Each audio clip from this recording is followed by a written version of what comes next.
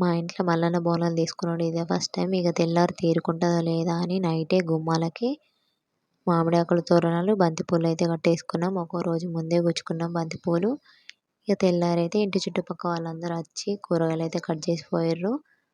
తర్వాత నేను మా ఆయన అయితే గ్రామ దేవతల దగ్గరికి కొబ్బరికాయలు కొట్టడానికి వచ్చినాం. పోచమ్మ దగ్గరికి, దుర్గమ్మ దగ్గరికి.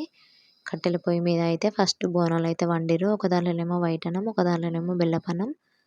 తర్వాత అదే పొయ్యి మీద వంటలు కూడా చేసినాం. ఆలు, వంకాయ, టమాటో, ఇంకా పప్పు.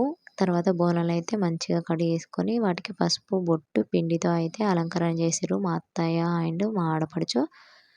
కంకణాలు, బంతిపూలు కూడా కట్టేసి దేవుని సెల్ఫ్కి కూడా కొత్తగా కబోర్డ్ చేయించుకున్నాం అన్నట్టు మేము. ఇక ప్రత్యేకించి బోనాలు తీస్తామని చెప్పేసి ఆ దేవుని సెల్ఫ్ ముందరనే అయితే ఇట్లా బోనాలు పెట్టి సాయంత్రం కాగానే ఉపారాలు అయితే పెట్టినాం. పొద్దునుండి సాయంత్రం వరకు కూడా ఉపవాసమే ఉన్నాం ఆ రోజు. ఇక చుక్కలు చూసి ఒక్క పొద్దు విడిచిన తర్వాత ఇంటి చుట్టుపక్కల వాళ్ళందరినీ పిలుచుకొని అయితే ఇట్లా భోజనాలు అయితే పెట్టినాం. వీడియో నచ్చిందా? నచ్చితే ఒక లైక్ చేయండి.